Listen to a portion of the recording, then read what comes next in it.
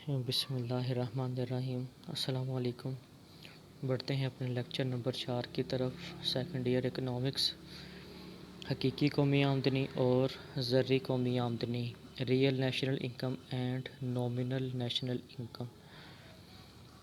یہ اکثر question short میں آ جاتا ہوتا ہے۔ قومی آمدنی کا اندازہ لگاتے وقت ہم دیکھتے ہیں کہ سال بھر میں اشیاء و خدمات کی کتنی مقدار پیدا ہوئی ہے، اسے ہم حقیقی آمدنی کہتے ہیں۔ یعنی ایک سال کے عرصہ میں، پچھلا یہ بھی آپ کو ریوائز کروا رہا ہے، قومی آمدنی کی ڈیفینیشن اس نے ریوائز کی ہے کہ ایک سال میں اشیاء و خدمات کی جتنی بھی مقدار پیدا ہو رہی ہے اسے ہم حقیقی آمدنی کہتے ہیں، چونکہ پیداوار کو ماپنے کے پیمانے مختلف ہوتے ہیں۔ اب ایگریکلچر سیکٹر سے جو چیزیں پیدا ہوتی ہیں، فرض کریں ان کو ہم گرام کلو گرام میں ماپتے ہیں، جیسا کہ 2 من گندم، 10 ٹن چاول، تو یہ ساری چیزیں تو ان کو گرام یا کلو گرام میں ماپا جاتا ہے۔ اور بعض کو میٹروں میں، جیسے کپڑا وغیرہ ہو گیا، کپڑے کو ہم گز یا میٹر میں ماپتے ہیں۔ لہٰذا قومی آمدنی کی کل مقدار معلوم کرنے کے لیے اسے زر کی اکائیوں میں تبدیل کیا جاتا ہے۔ یعنی جتنی بھی پیداوار آپ کی ہو رہی ہے، ہم اس کو زر کی اکائیوں کا مطلب ہے پیسوں کی شکل میں اس کو ہم دیکھتے ہیں کہ یہ چیز کتنی کی پیدا ہو رہی ہے۔ یعنی اشیاء و خدمات کی بازاری قیمتوں کے پیش نظر قومی آمدنی کا اندازہ لگایا جاتا ہے۔ یعنی کہ دیکھتے ہیں کہ بازار میں اس چیز کی مالیت کیا ہے۔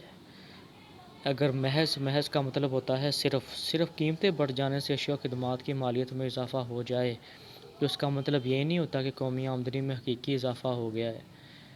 یا قیمتیں کم ہونے سے اگر اشیاء کی مالیت میں کمی آ جائے تو اس کا مطلب یہ نہیں کہ حقیقی آمدنی میں کیا ہو گئی ہے، کمی ہو گئی ہے۔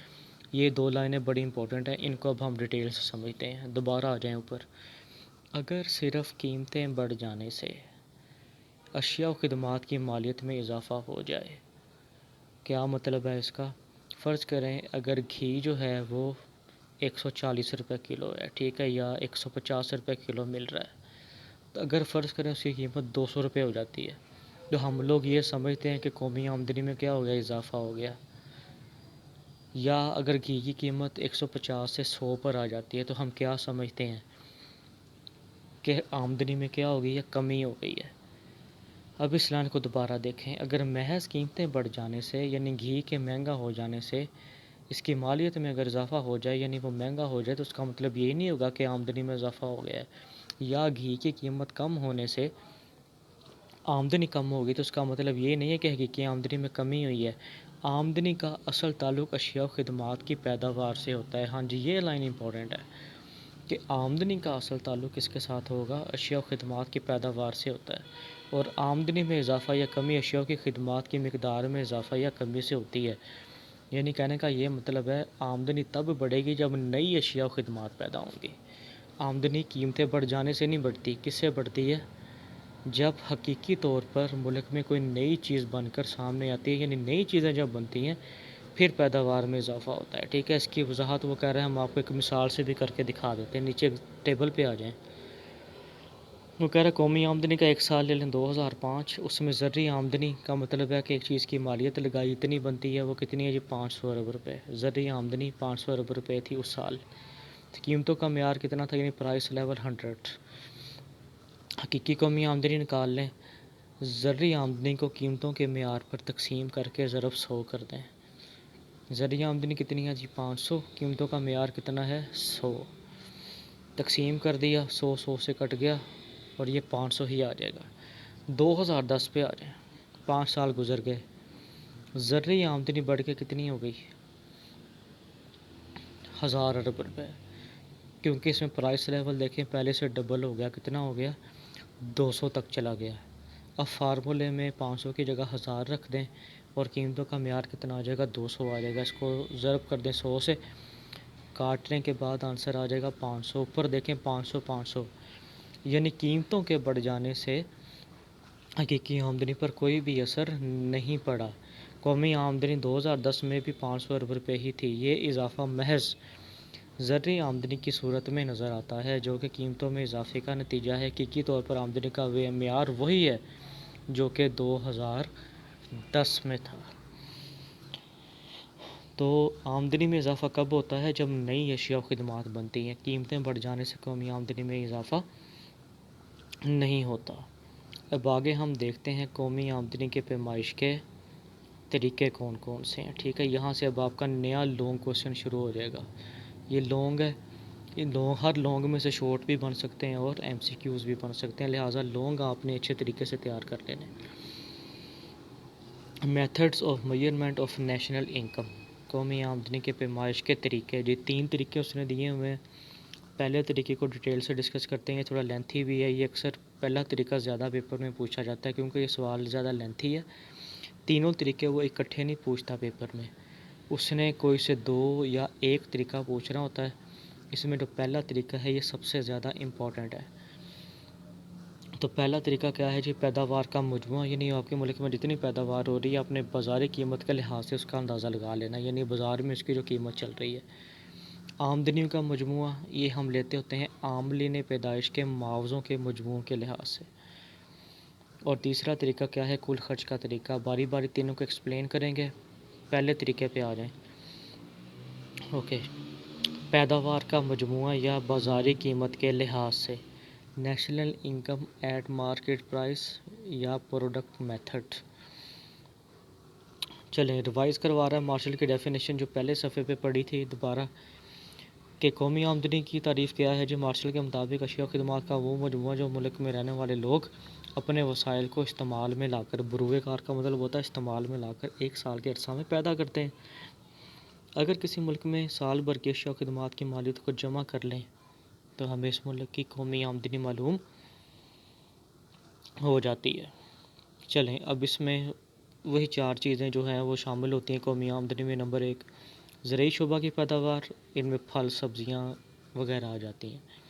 دوسرے نمبر پہ انڈسٹری کی پیداوار آ جائے گی، چینی، سیمنٹ، مشینری اور دیگر مصنوعات شامل ہیں۔ تیسرے نمبر پہ کیا ہے جی، خدمات سر انجام دینے والے ادارے۔ ادارے کون کون سے ہوتے ہیں، بینکیں، بینکنگ سسٹم آ گیا، انشورنس کمپنیاں اور جہاز ران کمپنیوں کے منافع جات۔ پوائنٹ نمبر 4 میں کیا کہہ رہا ہے، خدمات سر انجام دینے والے افراد۔ تیسرے پوائنٹ میں کیا ہے، غور سے دیکھیں تو وہ ادارے ہیں۔ نیچے والے پوائنٹ میں کیا ہے جی، افراد ہیں، مثلاً اساتذہ، وکلاء، ڈاکٹر اور دیگر افراد کے معاوضے بھی شامل ہوتے ہیں۔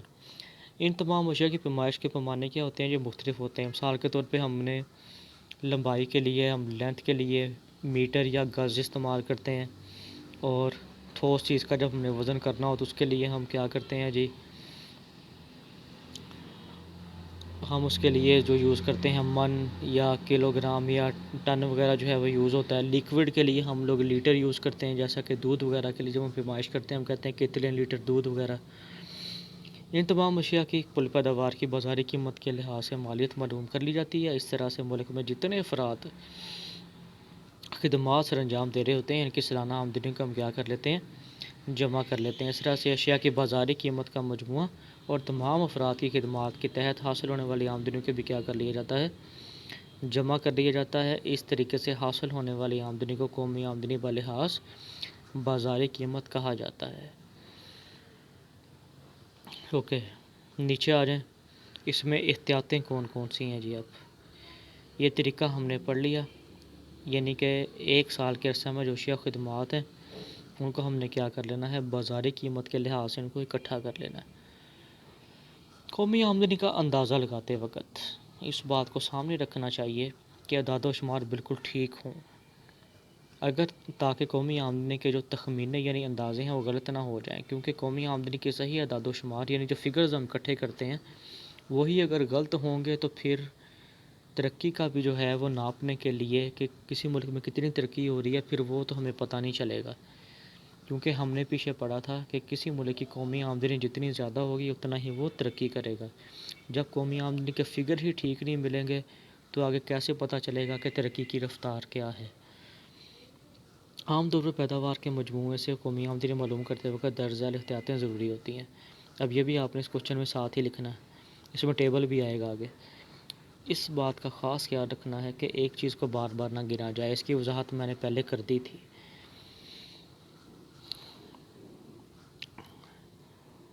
ریڈی میڈ گارمنٹ کو ہم شامل کر لیتے ہیں، اس طریقے سے ایک ہی چیز کی بار بار گنتی ہو جاتی ہے اور قومی آمدنی کا تخمینہ اس دوہرے شمار سے کیا ہوتا ہے، غلط ہو جاتا ہے. ٹھیک ہے، یہ سارا کچھ اس نے وہی لکھا ہوا ہے پیج نمبر 21 پہ جو میں نے آپ کو پہلے بتا دیا تھا. اب آپ ٹیبل پہ آ جائیں. ٹیبل کے اوپر والی 2 لائنیں دیکھیں ذرا. اگر مختلف مراحل میں کسی شے کی مالیت کا اندازہ لگایا جائے تو اس سے قومی آمدنی کے تخمینے کیا ہو جاتے ہیں، یعنی اندازے غلط ہو جاتے ہیں. یعنی آپ ہر مرحلے میں چیز کے اس کے اوپر جو خرچہ آ رہا ہے اس کو ایڈ کرتے جائیں گے، اینڈ پہ بھی چیز کی قیمت تک لگا لیں گے تو وہ دوہری گنتی ہو جائے گی، ڈبل کاؤنٹنگ ہو جائے گی، جس سے قومی آمدنی کے اندازے کیا ہوں گے، غلط ہو جائیں گے. اس کی وضاحت درج ذیل گوشوارے سے کی جا سکتی ہے. اوکے، پیدائش کے مراحل. چلیں جی، وہ کہہ رہا ہے کہ ہم نے فرنیچر بنانا ہے تو فرنیچر کا ٹیبل ہم لیتے ہیں. پیدائش کے مراحل. پہلا مرحلہ، پہلے میں وہ آپ کو پتہ خام لکڑی ہوتی ہے جو جنگلوں سے کاٹ کے دکانوں پہ لائی جاتی ہے، وہ خام لکڑی ہوتی ہے. وہ کتنے کی آئی تھی جی؟ وہ 10,000 روپے کی آئی ہے. ابھی کوئی مالیت میں اضافہ نہیں ہوا، وہ 10,000 کی ہی ہے. سیکنڈ سٹیج پہ آ جائیں، دوسرا مرحلہ. فرنیچر سے پہلے لکڑی کو کاٹتے ہیں، ٹھیک ہے، اس کو تیار کرتے ہیں، اس کے وہ کرسی کی بازو وغیرہ، ٹھیک ہے، ان کی ٹانگیں وغیرہ بناتے ہیں. تو فرنیچر سے پہلے وہ کتنے کا ہو گیا جی؟ وہ 15,000. 15 میں سے اوپر 10,000 جو ہے وہ مائنس کر دیں. یہ جو مالیت کا 15,000 ہے، اوپر 10,000 لکھا ہوا ہے، اس کو مائنس کر دیں تو یہ کتنا آ جائے گا؟ 5,000 آ جائے گا. یعنی مالیت میں اضافہ اب کتنا ہو گیا؟ 5,000. جب خام لکڑی تھی وہ 10,000 کی تھی، تو فرنیچر جو ہے وہ اس کو تیار کرنے سے پہلے جو ہے جو دوسرا مرحلہ تھا اس میں 5,000 کا اضافہ ہو گیا. تیسرے پہ آ جائیں، تیار شدہ فرنیچر. فرنیچر جو ہے وہ تیار ہو گیا، اب وہ کتنے کا بنا جی؟ 25,000 کا. تو 15 اور 25 کتنے کا فرق آ گیا؟ 10,000 روپے کا. چلے مالیت کو جمع کر لیں. 25 15 10 یہ ہو گیا 50,000. مالیت میں اضافہ کتنا ہو گیا جی؟ یہ 25,000 ہے. اس گوشوارے سے ظاہر ہے کہ فرنیچر کی اصل قیمت کتنی تھی؟ وہ تو 25,000 ہے، لیکن بار بار گننے سے اس کی مالیت کتنی بن گئی؟ 50,000 بن گئی. دوہری گنتی سے بچاؤ کے علاوہ درج ذیل احتیاطیں بھی کیا ہوتی ہیں؟ وہ ضروری ہیں. نمبر 1، تفریح طبع کی خاطر یعنی انٹرٹینمنٹ کے لیے، ہابی کے طور پہ جو ہے ہم کام کرتے ہیں.